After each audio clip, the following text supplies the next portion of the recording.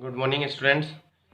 कल हमने बात की थी मैट्रिक्स के ट्रांसपोर्ट की और मैंने आपको बताया था कि उसकी हेल्प से हम सममित मैट्रिक्स और विषम सममित मैट्रिक्स की बात करेंगे, सिमेट्रिक मैट्रिक्स और स्क्यू सिमेट्रिक। तो आप यहाँ देख रहे हैं कि ट्रांसपोर्ट कोई भी मैट्रिक्स अगर हमारे पास ए है, अगर हम उसका ट्रांसपोर्ट कर दें और ट्रांसपोर्ट करने के बाद भी वही मैट्रिक्स हमें मिल जाए जिसका हमने ट्रांसपोर्ट किया था, यानी ए ट्रांसपोर्ट ए के इक्वल हो जाए, तो ऐसे मैट्रिक्स को हम बोलेंगे सिमेट्रिक मैट्रिक्स, सममित मैट्रिक्स। एक एग्जांपल देखें यहाँ पर, कोई मैट्रिक्स ए है, ठीक है। सबसे पहले ये स्क्वायर मैट्रिक्स होनी चाहिए, वर्ग मैट्रिक्स 3 बाई 3 का है। तो अगर इस मैट्रिक्स का ट्रांसपोर्ट करते हैं हम, ट्रांसपोर्ट आपको बताया था कि जो पंक्ति है उसको स्तंभ बना के इस तरह से लिखेंगे, यानी रो को कॉलम बना देते। ये पंक्ति ए बी सी इस तरह से लिखी जाएगी, फिर बी ई डी, फिर सी डी एफ। तो आप देखोगे यहाँ ए बी सी इस तरह से, बी ई डी सेम है दोनों, और डी एफ दोनों सेम है, यानी ए बराबर ए ट्रांसपोर्ट, यानी ये जो ए है वो कौन सा मैट्रिक्स होगा, सममित मैट्रिक्स। ऐसे इधर आते हैं विषम सममित मैट्रिक्स में, स्क्यू सिमेट्रिक मैट्रिक्स में, जबकि कोई मैट्रिक्स ए हमें दे रखा है तो उसका ट्रांसपोर्ट करने पर वो ऋणात्मक चिन्ह के साथ हमें वापस मिल जाए, तो ऐसे मैट्रिक्स को हम विषम सममित बोलेंगे। नेगेटिव साइन आ जाए तो ऐसे मैट्रिक्स को हम बोलेंगे स्क्यू सिमेट्रिक विषम सममित मैट्रिक्स। एक एग्जांपल ये, और सबसे इम्पोर्टेंट बात ये कि विषम सममित या स्क्यू सिमेट्रिक मैट्रिक्स उसी मैट्रिक्स का बन सकता है जिसके मेन डायगोनल के मुख्य विकर्ण के सभी अवयव, सारे एलिमेंट 0 होने चाहिए। दोबारा बोल रहा हूँ, स्क्यू सिमेट्रिक विषम सममित मैट्रिक्स उसी का बन सकता है जिसमें यहाँ मुख्य विकर्ण के सारे एलिमेंट 0 होने चाहिए। तो यहाँ है, इसका ट्रांसपोर्ट करते हैं हम। एक बार ट्रांसपोर्ट किया इसका तो आपको पता है ये कॉलम बन जाएगा 0 ए बी माइनस ए 0 सी, और ये पंक्ति भी इस तरह से आ जाएगी माइनस बी माइनस सी और 0। इसको माइनस से मल्टीप्लाई कर देते हैं, तो माइनस से मल्टीप्लाई करने पर ये 0 तो माइनस लगता नहीं, उसके आगे 0 यहाँ माइनस आ जाएगा, यहाँ माइनस आ जाएगा, ये प्लस हो जाएगा, ये 0 यहाँ माइनस आ जाएगा, ये प्लस हो जाएगा, ये प्लस हो जाएगा, ये 0। तो आप देखोगे कि ये ए के बराबर है, 0 माइनस ए माइनस बी, आप ए में भी देखेंगे ये, फिर ए 0 माइनस सी ए में भी यही है, फिर बी सी 0 ए में भी यही है। तो यानी ये जो माइनस ए ट्रांसपोर्ट आया अपने पास, ये ए के तो बराबर है। तो यही बात हमने की थी कि ट्रांसपोर्ट करने पर अगर नेगेटिव साइन के साथ आ जाए तो ऐसे मैट्रिक्स को हम बोलेंगे विषम सममित मैट्रिक्स, ठीक है। इसी में आगे आप ये ध्यान रखना कि ये वर्ग मैट्रिक्स के ही बन सकते हैं, सममित और विषम सममित। छोटी मोटी बातें हैं, आपको कुछ चीज़ें आपको नोट करके रखनी है, आप चाहो तो उनको खुद प्रूफ कर सकते हो कि a प्लस ए टी ये हमेशा सममित मैट्रिक्स होता है, सिमेट्रिक मैट्रिक्स मिलेगा हमें। यानी अगर किसी मैट्रिक्स में उसका ट्रांसपोर्ट ऐड कर दें तो भी हमें सममित ही मिलता है, सिमेट्रिक मिलता है। a माइनस ए टी, यानी मैट्रिक्स में से उसका ट्रांसपोर्ट माइनस कर दें तो ये हमें विषम सममित मिलता है, skew symmetric matrix. a into A T करें या ए टी इंटू ए करें तो हमें सममित मैट्रिक्स मिलता है। ये सब आप खुद किसी मैट्रिक्स को, जैसे यही मैट्रिक्स ले लें आप, इसको प्रूफ एग्जांपल लेके इसी से प्रूफ कर सकते हैं। और एक चीज़ और ध्यान रखनी है कि किसी भी मैट्रिक्स के ट्रांसपोर्ट का वापस ट्रांसपोर्ट कर देंगे तो हमें मैट्रिक्स ही मिल जाएगा, यानी ट्रांसपोर्ट का ट्रांसपोर्ट वापस एक मैट्रिक्स होता है। तो इससे रिलेट करते हुए कुछ क्वेश्चन करेंगे हम। एक चीज़ जो बोर्ड में आई हुई है इस टॉपिक से, डायरेक्ट आपसे सममित विषम सममित नहीं पूछा है, आपसे ये पूछा है कि कोई भी मैट्रिक्स आपको ए दे दिया जाए, कोई भी मैट्रिक्स अगर ए हमें गिवन है तो इस मैट्रिक्स को सममित और विषम सममित की मैट्रिक्स की फॉर्म में रिप्रेजेंट करना है।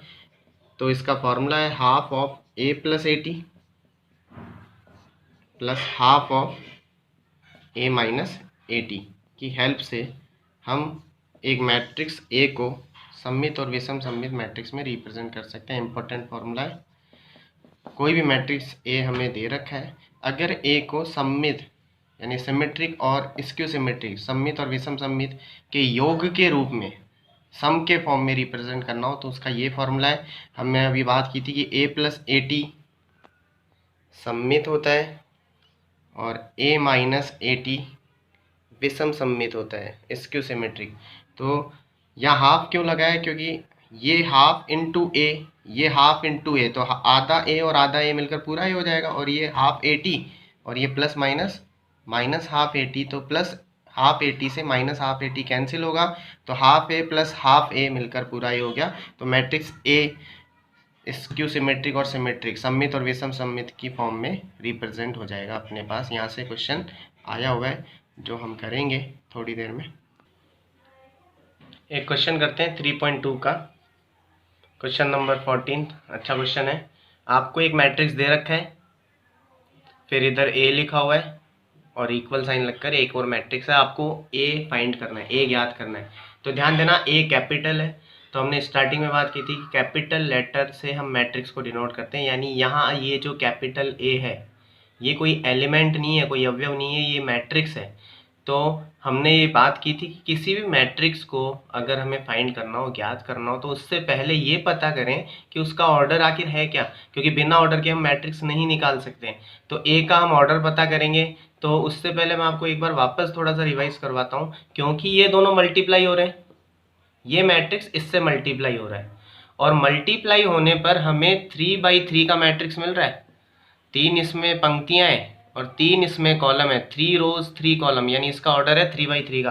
तो आप याद करें, हमने किया था कि अगर कोई मैट्रिक्स ए आई जे जिसका ऑर्डर m क्रॉस n है, और एक मैट्रिक्स बी आई जे जिसका ऑर्डर n क्रॉस k है, तभी इनका मल्टीप्लाई पॉसिबल हो सकता है। तो यहाँ देखो कि ये मैट्रिक्स इस मैट्रिक्स से मल्टीप्लाई हो रहा है, और मल्टीप्लाई होने पर ये आ रहा है, यानी ये जाहिर सी बात है कि इन दोनों का मल्टीप्लाई पॉसिबल है, तभी तो ये आ रहा है। तो मल्टीप्लाई तब कब पॉसिबल होता है, जब पहले वाले मैट्रिक्स में, मैंने यहाँ जो ए लिखा वो इस ए के लिए नहीं लिखा, ये एग्जाम्पल के थ्रू मैं आपको बता रहा हूँ। तो पहले वाले मैट्रिक्स में नंबर ऑफ कॉलम दूसरे वाले मैट्रिक्स के नंबर ऑफ रो के इक्वल होनी चाहिए। पहले मैट्रिक्स में स्तंभों की संख्या दूसरे मैट्रिक्स की पंक्तियों की संख्या के बराबर होनी चाहिए, तभी मल्टीप्लाई पॉसिबल है। तो आप यहाँ देखें कि पहले वाले मैट्रिक्स में का ऑर्डर अपने पास है, कितना है, 3 रो है, और कॉलम कितना है, 2। ये इससे मल्टीप्लाई हो रहा है, कब हो सकता है, जब इसमें नंबर ऑफ कॉलम इसमें नंबर ऑफ रो के इक्वल होंगे। यानी एक चीज़ हमने निकाल ली कि ए में नंबर ऑफ रो 2 है। मैं यहाँ लिख देता हूँ, ए में नंबर ऑफ रो कितना है, 2 है। कोई डाउट यहाँ तक? तो हमें ये पता लग गया कि ए में नंबर ऑफ रो 2 है। ओके, अब मल्टीप्लाई होने पर 3/3 का मैट्रिक्स हमें मिल रहा है, और हमने ये बात की थी कि ए और बी जब मल्टीप्लाई होंगे तो मल्टीप्लाई होने पर जो मैट्रिक्स हमें मिलता है उसका ऑर्डर आएगा इसका फर्स्ट और इसका सेकंड, यानी m क्रॉस के आता है। कितना आता है, m क्रॉस के। तो एक चीज़ आप देखेंगे कि m क्रॉस के आता है, यानी इस वाले का फर्स्ट, तो इस वाले का फर्स्ट 3 है जो यहाँ आ चुका है, और इस वाले का सेकंड आता है, तो इस वाले का सेकंड भी 3 होगा, तभी तो यहाँ 3 आएगा। तो इस वाले का सेकंड होने का मतलब इसका कॉलम, तो 2 क्रॉस 3 ए का ऑर्डर हो गया। फिर भी अगर आपको ये चीज़ समझ में नहीं आई तो आप व्हाट्सएप में मुझसे पूछ सकते हैं, ठीक है। तो इसको आगे करते हैं। हमने ये पता कर लिया कि मैट्रिक्स का ऑर्डर कितना है, ये सब आपको नहीं लिखना है, सिर्फ मैंने आपको समझाने के लिए लिखा है यहाँ पर कि ए का ऑर्डर कितना होगा, 2 क्रॉस 3 का। तो हम ए को पुट कर लेते हैं, माना ए, लेट ए इक्वल्स टू, क्योंकि 2 रो हैं 3 कॉलम, तो इसको ले लिया हमने A B C D E F. कितनी रो हो गई, 2, कॉलम कितने, 3, तो 2/3 का ही था। अब ये ए हम यहाँ पुट कर देते हैं,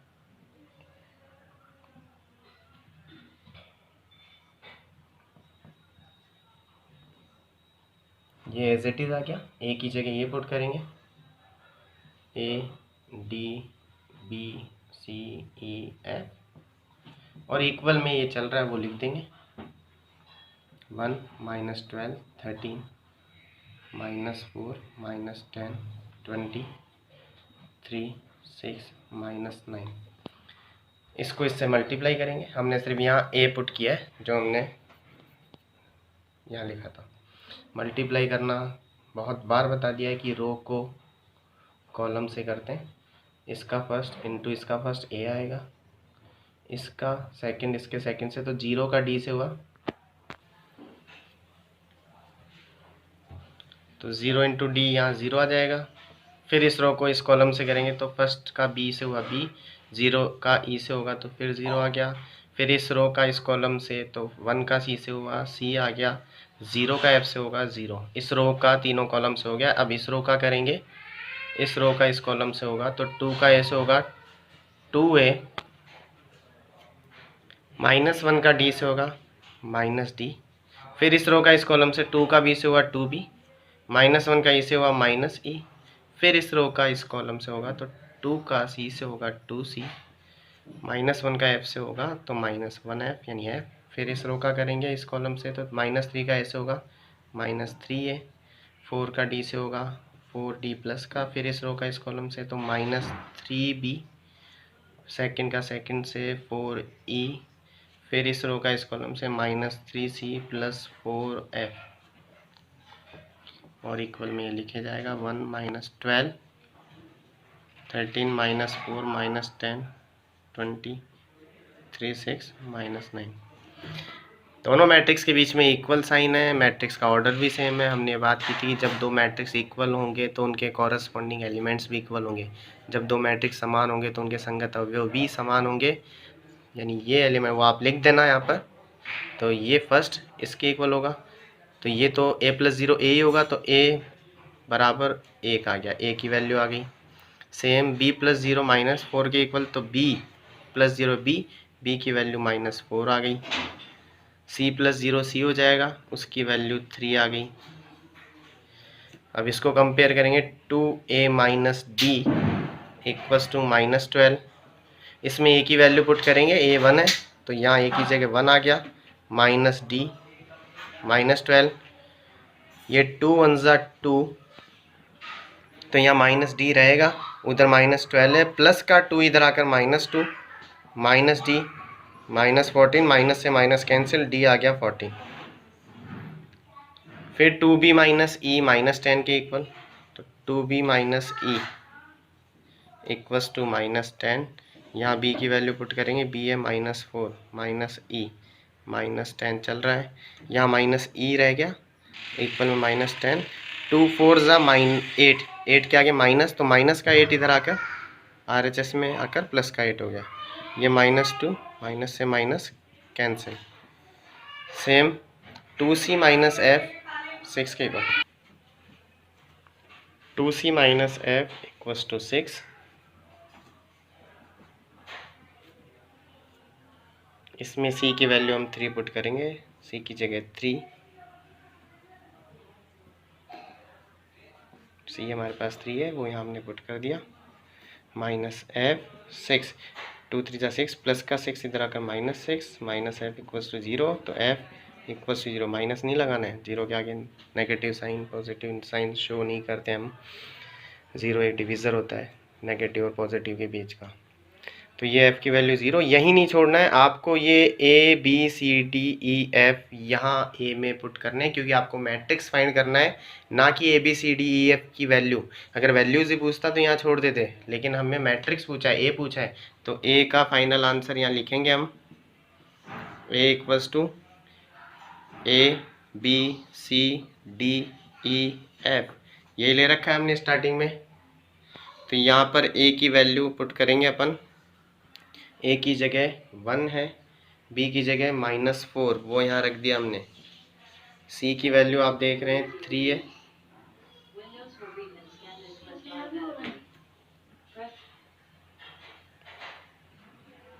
d की वैल्यू 14 ये हमने यहाँ रख दी, e की वैल्यू 2 है वो हमने यहाँ रख दी, और f की वैल्यू 0 है वो हमने यहाँ रख दी। हेलो स्टूडेंट, तो सिमेट्रिक और स्क्यू सिमेट्रिक सममित और विषम सममित पर एक क्वेश्चन करते हैं हम। विविध का 12वां प्रश्न है ये, मिसलेनियस का 12th क्वेश्चन। एक मैट्रिक्स ए आपको दे रखा है और जो हमने बात की थी वो चीज़ें हमें यहाँ प्रूफ करनी है कि मैट्रिक्स के ट्रांसपोर्ट का ट्रांसपोर्ट ए के इक्वल होता है। तो पहले इसका फर्स्ट कर रहे हैं हम, तो सबसे पहले इसका ट्रांसपोर्ट हम निकालेंगे। ट्रांसपोर्ट निकालने के लिए आपको बता रखा है रो को कॉलम बना देना है, 2 1 1 ये रो कॉलम बन जाएगी, फिर ये -1 0 2 0 1 3। अब दोनों को ऐड, इस ट्रांसपोर्ट का वापस हम ट्रांसपोर्ट निकालते हैं, तो इसके फर्स्ट में हमें यही करना है, ट्रांसपोर्ट का ट्रांसपोर्ट। तो इसका वापस हमने ट्रांसपोर्ट किया तो 2 -1 0 हो गया, इस रो को कॉलम बना दिया, 1 0 1 हो गया और 1 2 3 हो गया। तो आप देखेंगे कि ये वापस हमें ए मिल गया। तो यही हमें प्रूफ करना था कि ट्रांसपोर्ट का ट्रांसपोर्ट किसके इक्वल होगा, ए के। सेकंड करते हैं इसका। सेकंड में करना है हमें ए प्लस ए टी सममित है, सिमेट्री का, ये प्रूफ करना है। तो ए और ए टी को ऐड करेंगे, तो ए ये रहा और ए टी ये रहा, दोनों को ऐड कर रहे हैं, ए प्लस ए टी। तो ऐड करने के लिए आपको बताया था कॉरेस्पॉन्डिंग एलिमेंट में कॉरेस्पॉन्डिंग एलिमेंट ऐड होगा, तो 2 और 2 4 हो जाएगा, -1 और 1 0 हो जाएगा, ऐड होगा, 0 और 1 1 हो गया,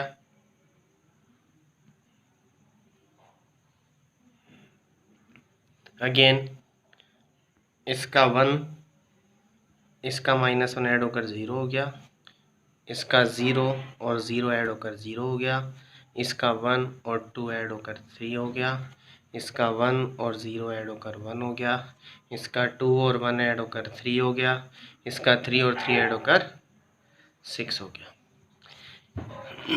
ये एक मैट्रिक्स आ गया। अगर इसका हम वापस ट्रांसपोर्ट करें ए प्लस ए टी का, आप चाहो तो इसको बी बोल सकते हो, नहीं तो डायरेक्ट ट्रांसपोर्ट लिख सकते हैं। इस मैट्रिक्स का ए प्लस ए टी है, इसका वापस ट्रांसपोर्ट कर रहे हैं, तो 4 0 1 0 0 3 1 3 6। क्या दोनों सेम है? बिल्कुल सेम है। तो A plus A T equals to A plus A T transport. तो मैट्रिक्स और उसका ट्रांसपोर्ट इक्वल है, इसलिए ए प्लस ए टी सममित मैट्रिक्स है, सिमेट्रिक। ऐसे ही आप थर्ड करें, थर्ड में ए माइनस ए टी को विषम सममित बताना है, वो मैंने लिखा नहीं यहाँ पर। और फोर्थ भी आप करें, आप ए निकालें, ए और ए टी को मल्टीप्लाई करें, जो मैट्रिक्स आएगा फोर्थ क्वेश्चन में उसका वापस ट्रांसपोर्ट निकालने पर दोनों सेम आने चाहिए, इक्वल आने चाहिए। अभी एक नेक्स्ट क्वेश्चन करते हैं, सममित और विषम सममित पर, सिमेट्रिक और इसके सिमेट्रिक पर, जो बोर्ड में आया हुआ है, वेरी वेरी इंपॉर्टेंट, बहुत अच्छा क्वेश्चन है, तो वो देखेंगे अब अपन। एक्सरसाइज मिसलेनियस का, विविध का 11वां प्रश्न है। प्रश्न क्या है, ये क्वेश्चन क्या है, इसको समझना। आपको बोल रखा है इसने कि ये जो मैट्रिक्स ए आपको गिवन है, इसको आपको रिप्रेजेंट करना है सममित और विषम सममित आव्यूहों के योग के रूप में। प्रश्न सुन लेना, सममित और विषम सममित आव्यूह के योग के रूप में इसको बताना है। यानी आपको एक सममित तैयार करना है, एक विषम सममित, और दोनों को जोड़कर ए आ जाना चाहिए। Denote A in the form of sum of symmetric and skew symmetric matrix. इस मैट्रिक्स ए को सिमेट्रिक और स्क्यू सिमेट्रिक मैट्रिक्स की फॉर्म में रिप्रेजेंट करना है। तो सबसे पहले इसका ट्रांसपोर्ट निकालेंगे। तो इसका ट्रांसपोर्ट हो जाएगा 6 2 5 4, रो को कॉलम बना दिया। अब क्या करना है, दोनों को ऐड करना है, क्योंकि हमने बात की थी कि ऐड करने पर सिमेट्रिक आएगा और सब्ट्रैक्ट करने पर स्क्यू सिमेट्रिक आएगा। तो ऐड किया, 6 और 6 12, 5 और 2 7, 2 और 5 7, 4 और 4 8। इसी तरह से हम ए प्लस ए टी तो हमारे पास आ गया है, और ए प्लस ए टी इस सिमेट्रिक मैट्रिक्स है, सममित मैट्रिक्स है, अगर हम इसका ट्रांसपोर्ट करेंगे तो आप देखोगे यही आएगा, ठीक है। लेकिन हमें क्योंकि इसको रिप्रेजेंट भी करना है, अगर सिर्फ हमें सममित मैट्रिक्स ही बताना होता, सिमेट्रिक ही बताना होता तो हम यहीं छोड़ देते, लेकिन हमें ए को इनके फॉर्म में रिप्रेजेंट करना है। तो क्या करेंगे, हम इसको एक और मैट्रिक्स की फॉर्म में हमने इसको लिख लिया, जैसे पी इसको ले लिया अपन ने, नाम दिया। अब पी का सॉरी इसको पी नहीं, इसका हाफ कर लेते हैं, तो half of A plus A T निकाल लेते हैं अपन। तो इसका हाफ कर रहे हैं 12/2 6, 7 का हाफ 7/2, 7/2 8 का हाफ 4। इसको हम पी लिख लेते हैं। हमें बताना है कि ये सिमेट्रिक है, ये क्या है, सिमेट्रिक है, सममित है। तो ये बताने के लिए हम पी का ट्रांसपोर्ट करेंगे, अगर ये ट्रांसपोर्ट इसी के इक्वल आ जाएगा तो ये सममित हो जाएगा।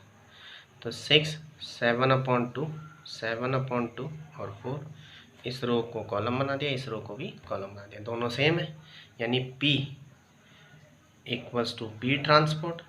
तो P सममित हुआ, सिमेट्रिक हुआ, और P क्या है, यही है।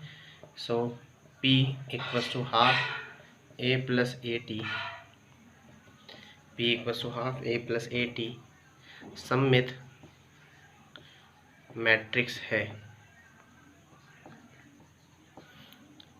P equals to half A plus A T is symmetric matrix. Same procedure skew symmetric के लिए करेंगे, अब विषम सममित के लिए। तो अब जहाँ हमने a प्लस ए टी निकाला था, सेम वही a माइनस ए टी निकाल लेते हैं, यानी a में से 80 को माइनस कर देते हैं। तो आप ध्यान देना, 6 में से 6 माइनस किया 0, 5 में से 2 माइनस हुआ 3, यहाँ लिख रहे हैं हम, 2 में से 5 माइनस हुआ -3, और 4 में से 4 माइनस हुआ 0।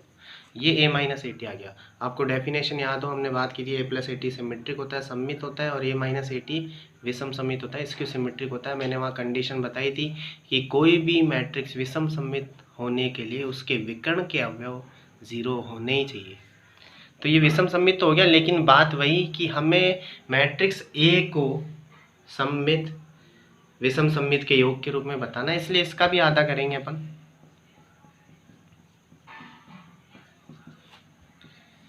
जीरो का हाफ 0, 3/2 -3/2 और 0। इसको हम नाम दे देते हैं एक बार के लिए Q। अब Q का ट्रांसपोर्ट किया हमने, 0, ये रो इधर आ जाएगा -3/2, ये रो कॉलम बन गया, ये ऊपर आ जाएगा 3/2 एंड 0,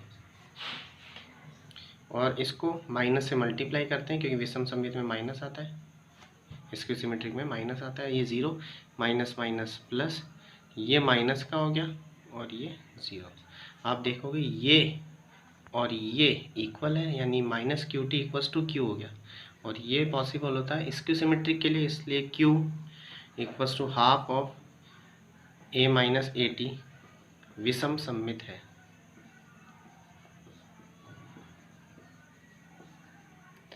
स्क्यू सिमेट्रिक आ गया। अब A को इस फॉर्म में रिप्रेजेंट करना है, तो मैंने फॉर्मूला बताया था आपको, आप क्या करेंगे, इस स्टेप्स के आगे आपको करना है half of A plus A T को लेना है जो सममित है, plus half of A minus A T को लेना है जो विषम सममित है। ये सिमेट्रिक, ये स्क्यू सिमेट्रिक, दोनों को ऐड करके A आना चाहिए। तो half of A plus A T, half of A plus A T की वैल्यू ये रही, ये हम यहाँ पुट कर रहे हैं 6 7/2 7/2 and 4, plus half of A minus A T की value, half of A minus A T की वैल्यू ये यहाँ पर है, ये हम यहाँ पुट करेंगे 0 3/2 -3/2 एंड 0, दोनों को ऐड किया। आपको ऐड करना पता ही है, 6 और 0 ऐड होकर 6 हो गया, 7/2 और 3/2 तो दोनों में सेम है 2, तो 7 और 3 10/2 होकर 5 हो गया, 7/2 -3/2, 7/2 में से 3/2 निकलेगा 4/2 2 हो गया, और 4 और 0 4, 6 5 2 4। तो ये आप देखेंगे 6 5 2 4 ये जो हमारे पास है ये ए के इक्वल है जो हमारे पास ए था 652।